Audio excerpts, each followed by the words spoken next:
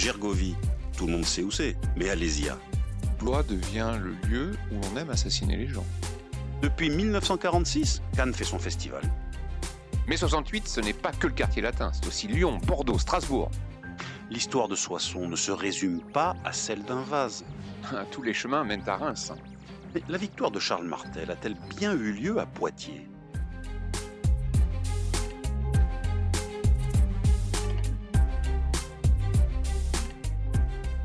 Grande date de nos régions, une émission animée par Éric Labaille et Cédric Delaunay.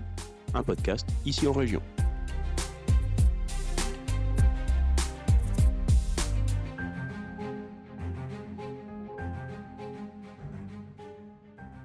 Depuis bientôt 4 décennies, le Poitou est l'une des grandes destinations touristiques françaises. Mais il ne s'agit ni d'y admirer les églises romanes, ni d'y cajoler des baudets, ni d'y faire des étapes gourmandes, mais plutôt d'y entrer dans le monde de demain, notamment par l'image.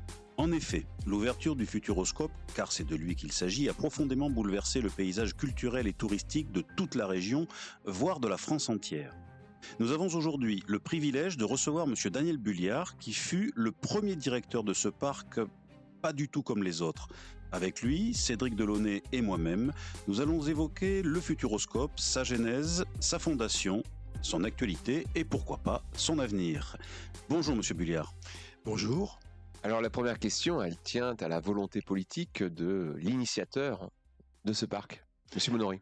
Absolument, le promoteur de cette idée et de sa mise en œuvre a été René Monory. René Monory qui au départ est président du Conseil général de la Vienne, après je crois avoir été président de la région et était ensuite ministre de l'Éducation nationale. Il constitue autour de lui une petite équipe avec Thierry Breton, qu'on connaît, qui était un jeune ingénieur brillant, Philippe Mourou, qui était son directeur de cabinet et qui était un peu le maître d'œuvre financier de cette opération, et puis Denis Laming, l'architecte, voilà. Et ils se sont ensuite adjoints à ma présence pour l'ouverture et le fonctionnement. Voilà. C'est un projet qui date d'avant, parce que nous sommes en 1986, donc c'est la cohabitation, le gouvernement Chirac.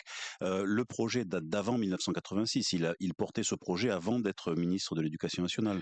Tout à fait. Je crois qu'il a émis les premières idées en 1982, et la première pierre a été posée de mémoire, je n'étais pas là bien sûr, mais en 1985.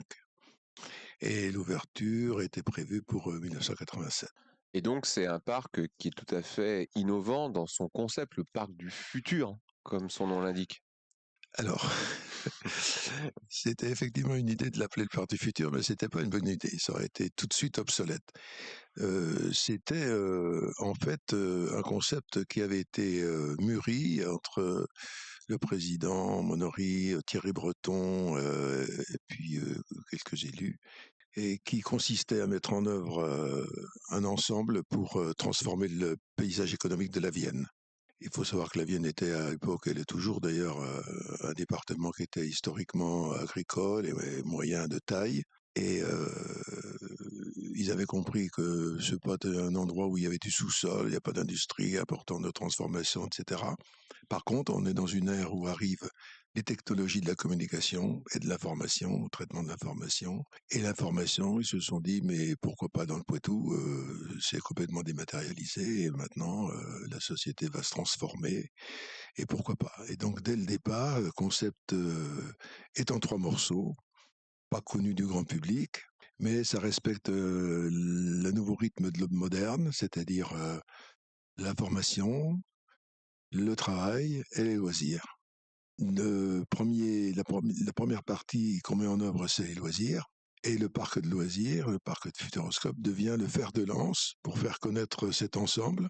Et ce qui s'est passé, puisque dès le départ, le CNED audiovisuel est arrivé au Futuroscope, un lycée pilote innovant qui allait de la seconde à Bac+5, et ensuite, 10 ans après, les activités économiques autour du numérique. Mais dès le départ, c'est un parc on dit d'attractions, de loisirs, etc., mais qui a pour destination de faire connaître le projet. Et quand quand René Monory annonce ce projet, il faut savoir que tout le monde est contre cette idée. Une grande partie des élus, même de ses amis. la presse, la chambre de commerce, le CNPF, le MEDEF d'alors, etc. Tout le monde est contre cette idée, trouve c'est idiot, c'est absurde dans le Poitou, etc. Et quand René Monory dit mais on fera 1 million d'entrées, bon, tout le monde se marre. Vous voyez. D'ailleurs, en 1987, il y a une étape du Tour de France qui est accueillie au Futuroscope. Il n'y a rien à part le parc. Le soir, les gens n'ont rien à faire.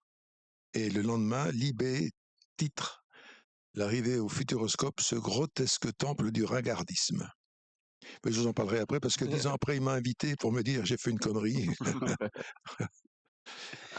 Donc en fait, dans ce projet du Futuroscope, la partie loisir, purement loisir du projet, c'est finalement un arbre qui cache la forêt, puisque derrière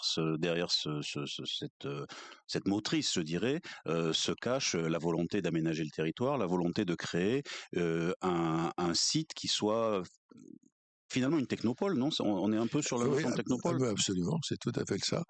Et effectivement, ça a créé quand même énormément d'activités. Puis je crois que l'INSEE, il n'y a pas si longtemps, avait en gros mesuré les retombées, toutes activités confondues, aux alentours de pas loin de 20 000 emplois dans le département de la Vienne. Donc un vaste projet avec beaucoup d'ambition, mais au début avec une équipe très réduite. Vous êtes embauché quelques mois seulement avant l'ouverture du parc. Le président avait constitué une société d'économie mixte et qui doit, par définition, comporter une partie d'actionnariat privé. Et il y avait à l'époque 3 actionnaires privés, la Compagnie Générale des Eaux, le groupe Suez et un ancêtre d'Eiffage dans le BTP. Et ces 3 actionnaires avaient été chargés de recruter un directeur pour la mise en œuvre, le fonctionnement, le développement. Et donc, j'ai été recruté en réalité la première année comme cadre à la Générale des Eaux et mis à la disposition du président. Mais à la fin de l'année, la première année, il m'a dit attendez, Daniel, pas de patron, hein, il n'y en a qu'un ici, c'est moi. Alors maintenant, vous quittez vite la Générale des Eaux et vous rentrez dans le parc. Voilà. Quel a été votre parcours avant justement d'être recruté? Juste avant, j'étais pendant 10 ans directeur général d'une société qui s'appelait Unigep Distribution, qui veut dire Unilever Gestion et Participation. C'était une branche du groupe Unilever, qui était une branche qui dépendait des Anglais, non pas des Hollandais. Et il y avait une dizaine d'entrepôts dans toute la région centre. Pour ma part, on distribuait des fournitures pour l'industrie et des machines-outils. Qui n'avaient strictement rien à voir. D'ailleurs, il n'y avait pas à recruter quelqu'un qui avait une antériorité dans les parcs, il n'y a pas de parc. Il n'y a pas de parc. Oui, puisqu'à l'époque, les parcs en France, il y a déjà des tentatives de création de parcs, mais qui se soldent par des échecs. Alors, quand on ouvre, il y a, en 85, je crois, qu'il y avait, d'après ce que j'ai pu lire, une quinzaine de projets de parcs qui toutes donnaient 2 millions d'entrées avec des espèces de copier-coller des systèmes américains. Personne n'y comprenait rien, n'avait rien compris au modèle économique, mais bon, tout le monde voulait un parc. Alors, il s'en est fait 4, qui ont ouvert en 87 d'ailleurs, dont 3 ont disparu très vite, dont les Schtroumpfs en Lorraine. Il faut savoir que c'est actualité, mais les Schtroumpfs avaient pour objectif de succéder à la sidérurgie en Lorraine. Ça n'a pas été un franc succès. Et puis, il y avait Zygopholie à Nice et Mirapolis à Cergy-Pontoise. Ils ont coulé très, très vite. Le Futuroscope est resté vivant parce que ce n'était pas un instrument capitalistique traditionnel, c'était un outil d'aménagement du territoire qui avait pour objectif de transformer le paysage économique de la Vienne. Pourtant, quand vous ouvrez, il faut avoir le moral, parce qu'il y a 2 bâtiments et vous n'avez même pas de caisse. Non, on n'a pas de caisse. L'architecte avait un peu oublié ça. Donc, c'est important quand même. Voilà, c'était même le principal outil pour faire vivre le parc.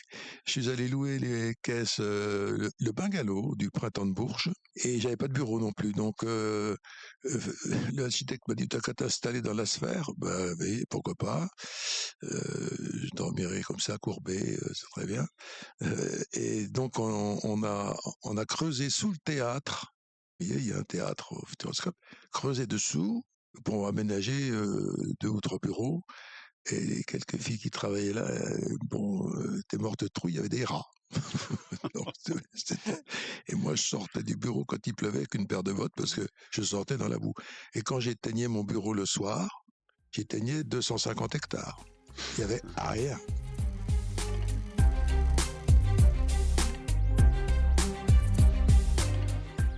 Grande date de nos régions. Un podcast ici en région.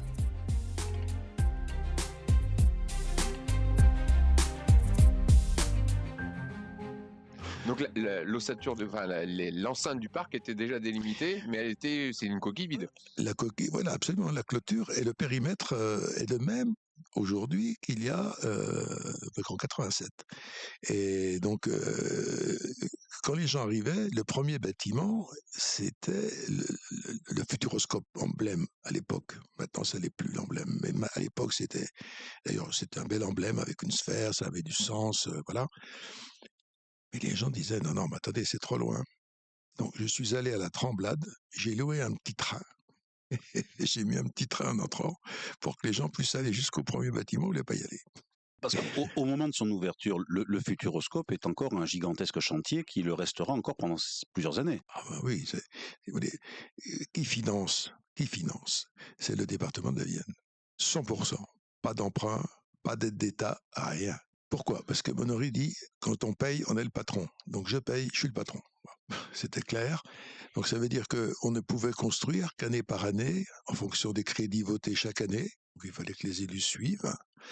Et on avait l'hiver pour mettre en œuvre ce qui allait arriver l'année suivante. Donc c'était extrêmement rapide. Et les entreprises, évidemment, étaient réunies par le président Bonory. Il leur disait, voilà, il faut que tout soit terminé pour fin mars. Ça n'est pas possible. Très bien. Alors on va dire fin février. Alors là, ils ont compris que chaque fois qu'il ouvrait, il prenait 15 jours ou un mois, donc c'était pas possible. Et on ouvrait dans les temps. Bon, de temps en temps, une fuite par-ci par-là, mais on a toujours respecté les délais. Et donc avec parfois même une maquette un peu étrange, vous nous aviez dit.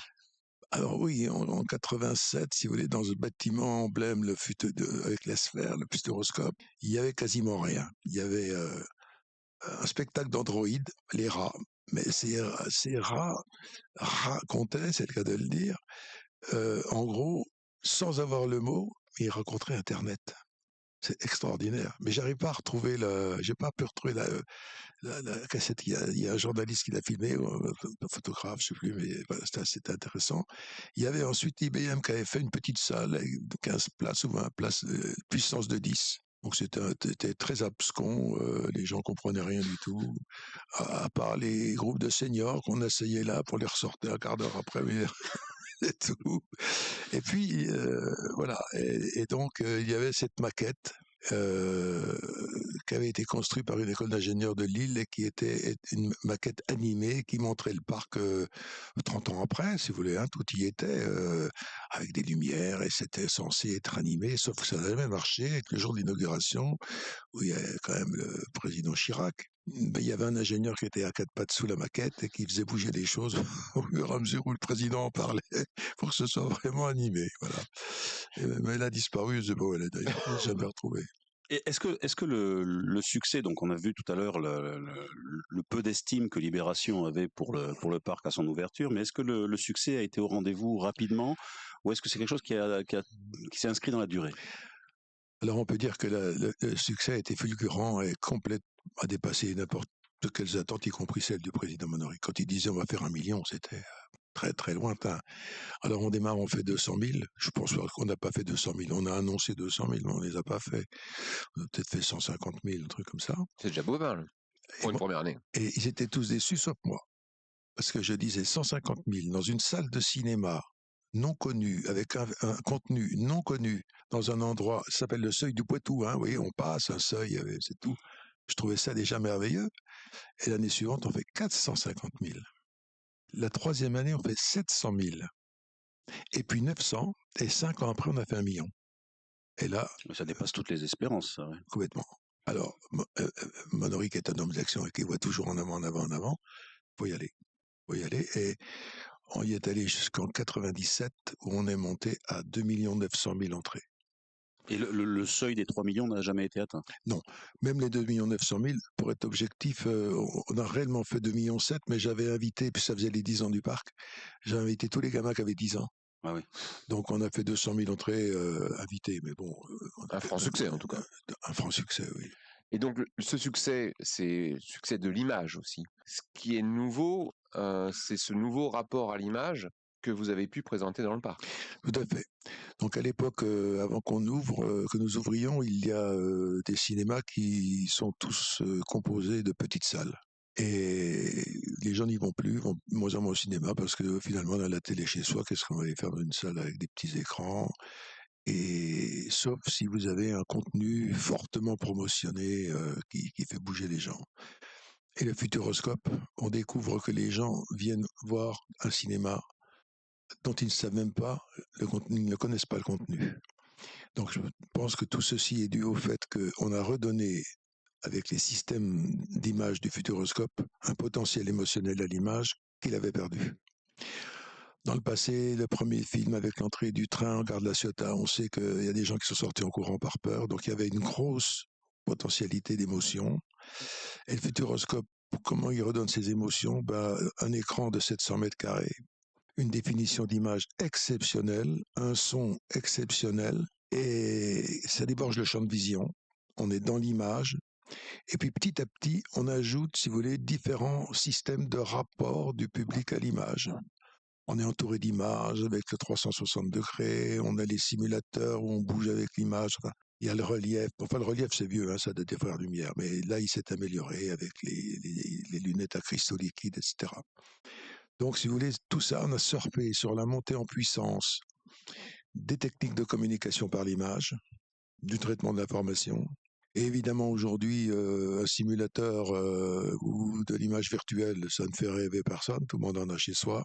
Mais à l'époque, le premier cinéma dynamique qu'on a ouvert en 1988, premier en Europe, il faut savoir que Disney n'est pas là, hein, Disney n'arrive qu'en 92.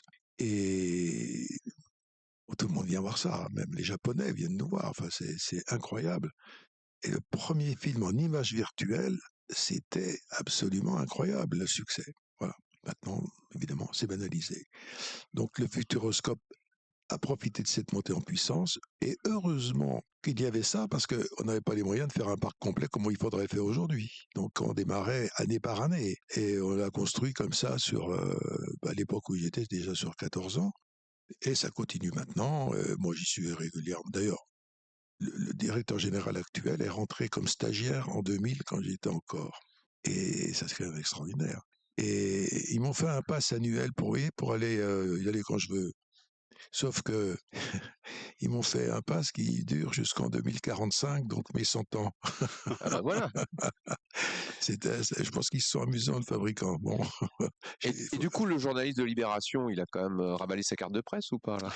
Alors ce journaliste, 10 ans après, en 97, il m'a téléphoné en disant « J'aimerais vous inviter à déjeuner à Paris parce que je ne pouvais pas raconter autre chose qu'une connerie à l'époque. » Mais dans les boosters, si vous voulez, il y a eu ce dont je viens de parler, mais ensuite on a eu le Tour de France qui était un énorme booster. En 90, on fait un départ, et le dernier Champs-Élysées de Drucker se fait au Futuroscope.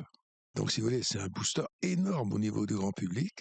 Et en 92, René Monory est élu président du Sénat. C'est un booster fabuleux. Chaque fois qu'il est à la télé, on lui dit « Alors, votre Futuroscope !» Bon.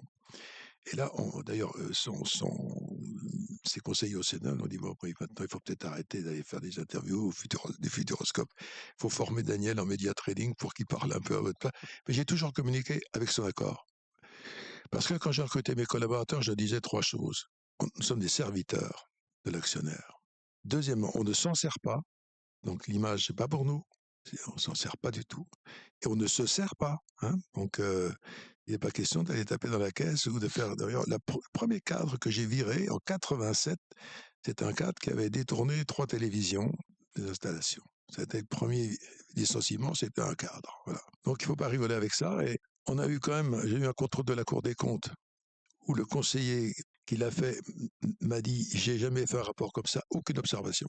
Et comme c'est lu en séance publique, quand même extrêmement important. Et puis, quand on l'a privatisé en 2000 pour le CD, eh bien, à ce moment-là, il y a eu un contrôle fiscal 2 jours après, mais bon, c'est pareil, on n'a pas eu de problème. Peut-être histoire d'amortissement, on déconne qu'il nous faut des conneries, quoi.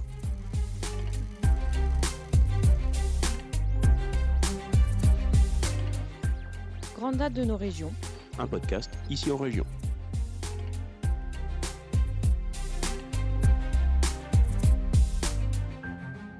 Vous venez de nous expliquer comment le Futuroscope donc s'est imposé à la fois dans sa programmation, dans le fait d'être porté par René Monory.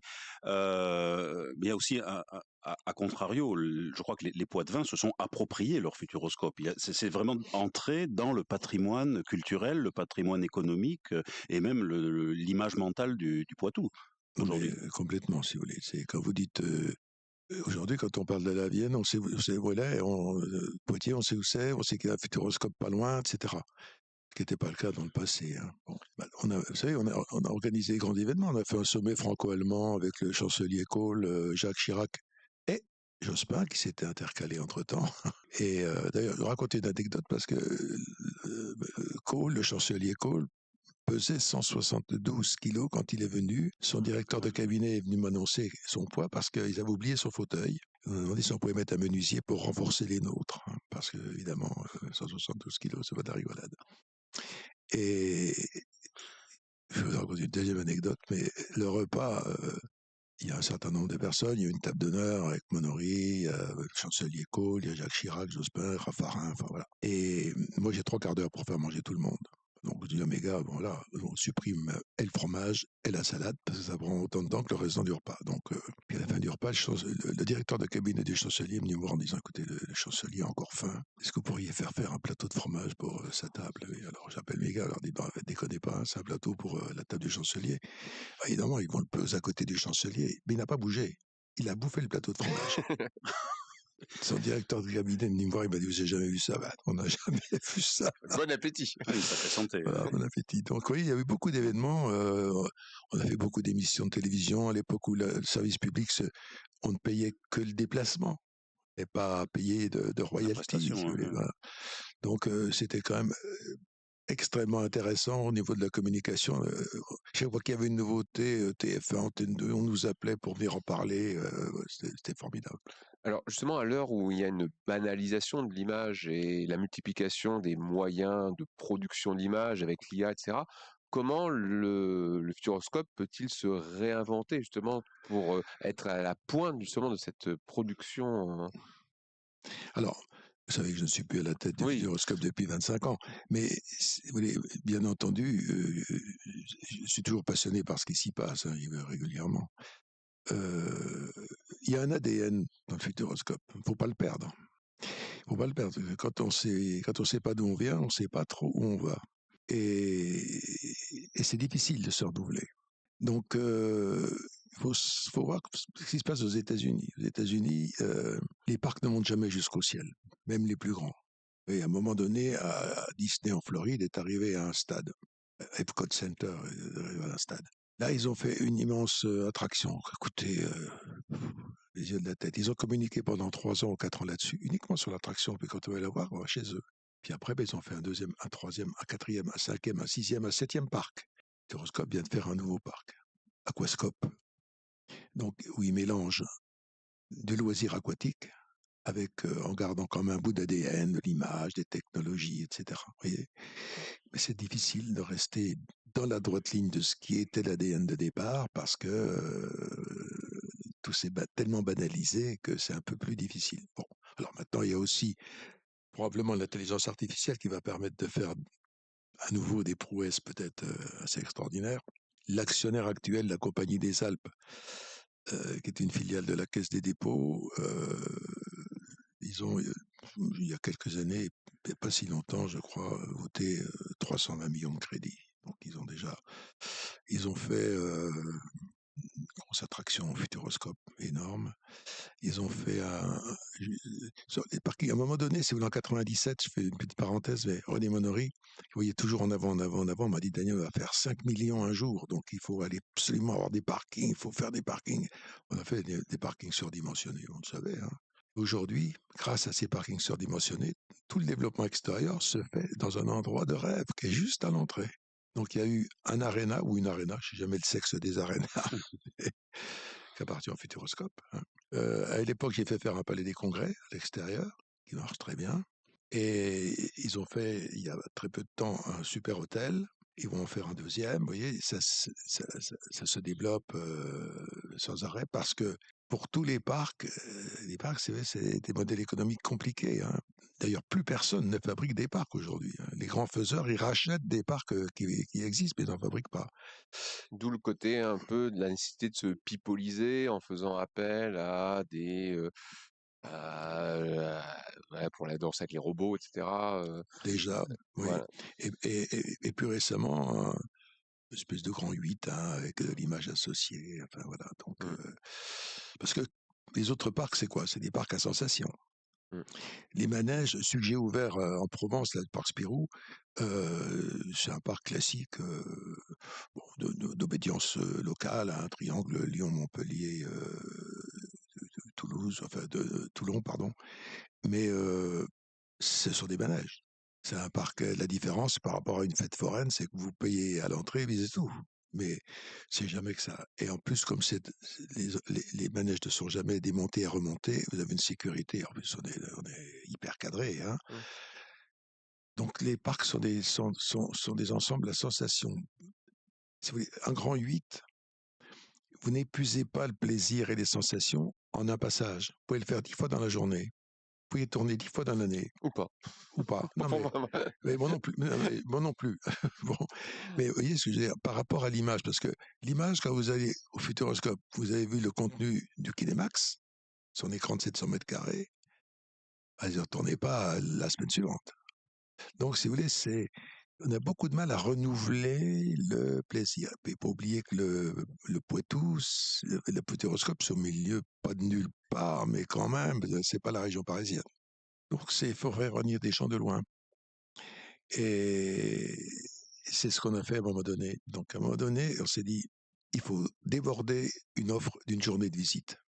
Les gens font la queue, ils ne voient pas tout. OK, bon, reste un deuxième jour pour ceux qui habitent loin. Et pour qu'ils restent, il fait faire un spectacle du soir qui se fait à la tombée de la nuit. Et si vous voulez le voir et que vous habitez loin, il faut séjourner. Donc, en 97, 2000 chambres d'hôtel. C'est le plus gros développement hôtelier, à part Disney, en France. Bon, il en reste encore un nombre important aujourd'hui.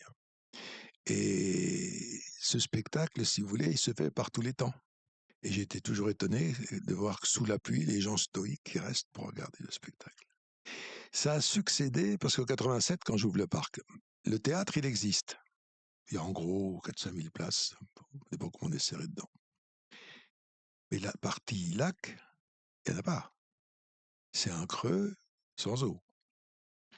Et là, il y a un tourneur qui est venu me voir en disant on vous louerait bien le parc pour faire quelques spectacles de variété.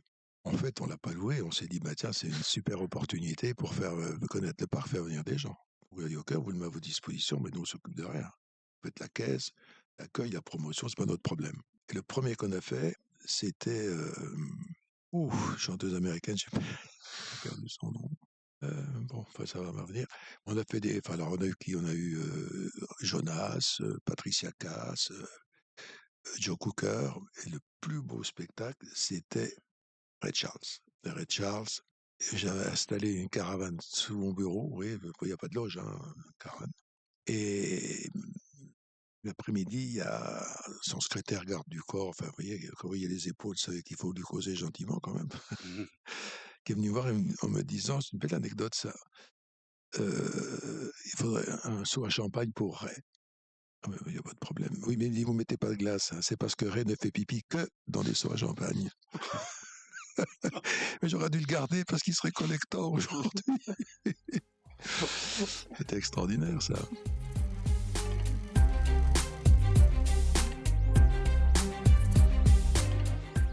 Grande date de nos régions. Un podcast ici en région.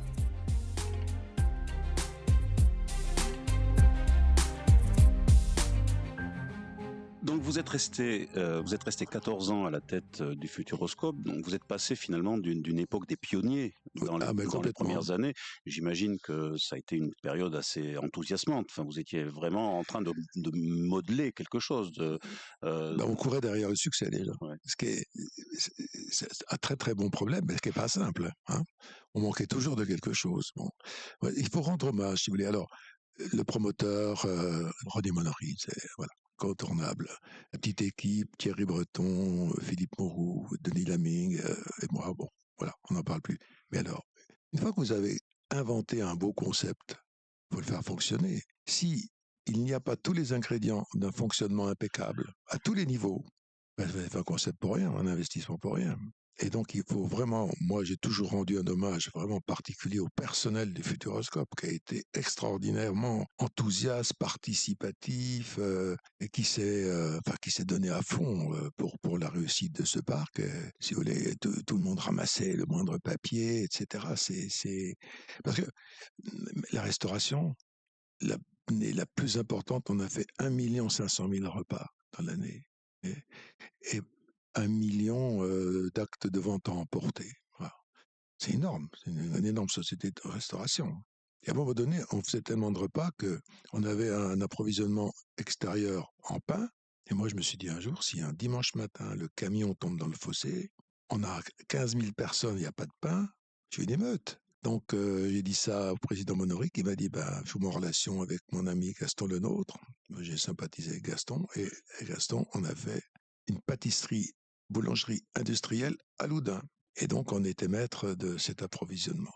Là, on retrouve la dimension d'aménagement du territoire, parce que le Futuroscope, donc aux portes de Poitiers, qui va irriguer jusqu'à Loudun et jusque dans les villes voisines. Si vous voulez, alors, en plus, moi, je connaissais bien le modèle américain. Donc, le modèle américain, si vous voulez, c'est simple. Un parc, c'est un driver de business pour les resorts. Point. C'est pas là qu'on gagne de l'argent dans le parc, c'est dans les resorts. Donc, j'ai demandé à Monory qu'il fasse des hôtels pour attirer en particulier les groupes scolaires qui venaient de loin. On pouvait faire des sorties à l'époque. Et donc, on a fait jusqu'à 300 chambres d'hôtel, qui sont toujours, qui appartiennent toujours au Futuroscope. C'est une étoile. Et comme c'était des groupes de jeunes, on mettait 4 lits dans une chambre et on vendait la visite avec le prix d'un lit. Voilà, donc, on s'en sortait pas mal, hein, sans gagner beaucoup d'argent sur le dos des clients pour le truc, mais c'était pas ça l'objet. Voilà. Et ça a amorcé la pompe pour les hôtels. La plupart se sont faits d'ailleurs avec les dispositions d'une loi sur la défiscalisation hôtelière qui s'est arrêtée il y a longtemps, hein, mais qui existe à l'époque. Hein, car aucune enseigne n'est venue en direct au Futuroscope. Ce ne sont que des gens qui ont pris des enseignes, mais des privés. D'accord. Voilà. Donc vous êtes devenu aussi une locomotive régionale. Alors je pense à des parcs, des parcs animaliers, par exemple à la Vallée des Singes, auquel je suis très attaché. Et vous êtes un moteur parce qu'effectivement ça permet de faire retomber ensuite des retombées économiques sur d'autres partenaires qui ne vous sont pas directement liés. Alors si vous voulez, le modèle économique à un moment donné est devenu le suivant. René Monory nous demandait de faire des résultats et de rembourser les investissements qu'avançait en gros le département, de le rembourser sur 5 ans. Voilà. Et les bénéfices de l'année, une grosse partie partait dans un fonds Futuroscope au département pour alimenter toutes les zones géographiques qui n'étaient pas directement sous le parapluie du Futuroscope. Par exemple, la Vallée des Singes. Et des Singes qui doivent faire entre, 150 et 200 000 entrées dans un endroit qui est quand même le bout du monde. Hein, bon, on est d'accord. Mais c'est fantastique. Mais c'est fantastique. Mais il y a eu aussi Chauvigny, il y a eu d'autres petits trucs à droite à gauche qui ont permis de faire un petit peu de développement. Bon, après, quand j'étais parti, il y a eu en plus Center Park qui est venu s'installer dans la Vienne. Hein, bon. Il y a 3 moutiers. Ouais, donc tout ça, c'est des développements qui étaient dû au Futuroscope. Hein, bon. Ça a été un moteur économique extraordinaire. Ça a été aussi un instrument. Je pense que quand on était un peu homme politique comme René Monory, qui était un homme qui voyait que l'avenir, hein, le passé ne l'intéressait pas. L'avenir, point. Et l'action. Je vais vous donner une anecdote. En 14 ans, il ne m'a pas écrit, je ne lui ai pas écrit une lettre. Aucune communication écrite. Aucune. C'est un homme de la civilisation orale et on tape dans la main, on discute plus. Donc quand on lui proposait une idée, et il suffisait de regarder ses yeux. Si son œil s'allumait, on l'avait intéressé. Ça l'avait intéressé, il disait on y va quand. Bon, on prenait l'avion, on allait voir un truc à droite à gauche. En revenant, il réunissait autour de lui un comité Futuroscope. Là. On y va. Il disait on y va. C'est tout. Ça serait plus possible aujourd'hui. Vous pensez que c'est un mode de fonctionnement déjà, je trouve ça très séduisant personnellement. En 87, je lui avais dit, je ne sais plus pourquoi, mais je lui avais dit, écoutez, là, je suis pas sûr que c'est autorisé. Il m'a dit, non, vous raisonnez très mal, Daniel. Est-ce que c'est interdit? Il dit, non, je crois pas. Alors, partez du principe, tout ce qui n'est pas interdit est autorisé. Dites ça aujourd'hui, le préfet, il vous met en cabane. Vous voyez, c'était ça. Et je vous donne un autre exemple. La totalité des bâtiments du Futuroscope ont été conçus par un seul architecte, alors que la loi aurait obligé à faire un appel à candidature tous les ans.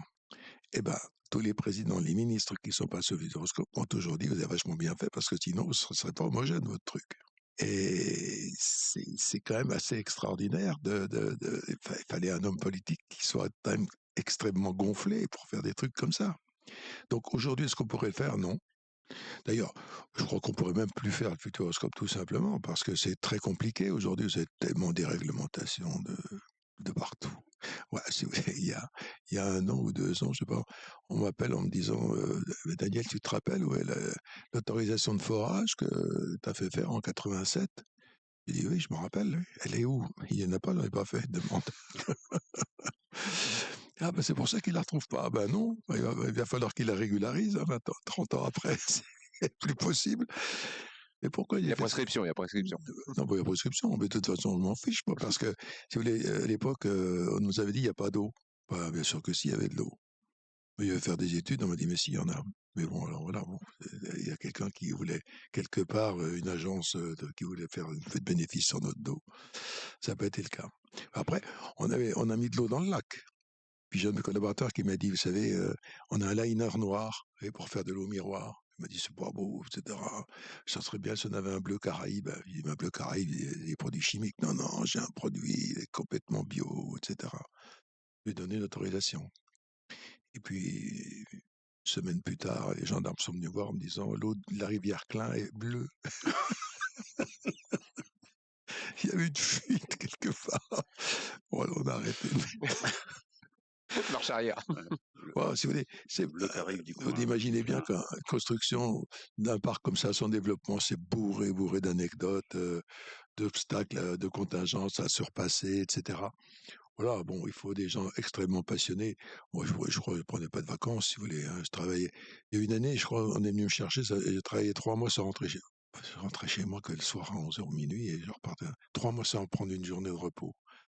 Et puis, j'ai des copains qui sont venus me disant, mais t'arrêtes tes conneries, il faut quand même que tu t'arrêtes un peu. Ils sont venus me chercher, ils m'ont mis sur un bateau, ils partaient, je me suis endormi sur le bateau, je me suis endormi sur la plage, je me suis réendormi au retour, puis j'ai attrapé un herpès géant le lendemain matin. J'étais au soleil. Il ne faut pas de rupture trop brutale dans les rythmes de travail. Non, mais on a fait quand même 2 départs, on a fait le départ du Tour de France en 2000 également. L'année de la vente de Futuroscope, parce qu'aujourd'hui c'est la Compagnie des Alpes, mais au début, la chute qui s'est passée est due à un actionnaire qui était le groupe Amaury, en particulier ASO, la société qui gère le Tour de France. Et le PDG de l'époque, qui s'est fait virer depuis, et moi, j'ai pas voulu participer à la vente. Je faisais la vente avec la Banque Lazare à la demande du président, et quand il a voulu traiter avec le groupe Amaury, j'ai dit, ben, je suis pas d'accord. Il m'a dit, je vous sors de la vente. J'ai dit, ok, bien sûr, vous êtes l'actionnaire, moi, j'ai rien à dire. Et quand le groupe Amaury a pris je leur ai annoncé que moi je partais. Parce que j'avais compris qu'ils allaient se casser la figure. Et si vous voulez, quand je suis parti, le Futuroscope faisait 2 300 000. Un an après, il faisait 1 300 000.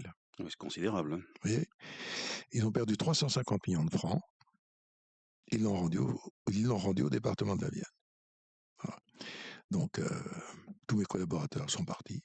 Et bon, après, voilà, il y a eu, ça a été géré jusqu'au moment où la Compagnie des Alpes a repris, et c'est l'actionnaire actuel du Futuroscope. Et cette longue période à la tête du Futuroscope, donc si vous pouviez nous la caractériser pas d'un mot, mais d'une sensation, d'une impression. Qu'est-ce qu'il vous reste? Est-ce que vous avez des regrets? Est-ce que vous avez, j'imagine, beaucoup de fierté d'avoir mené à bien ce magnifique projet?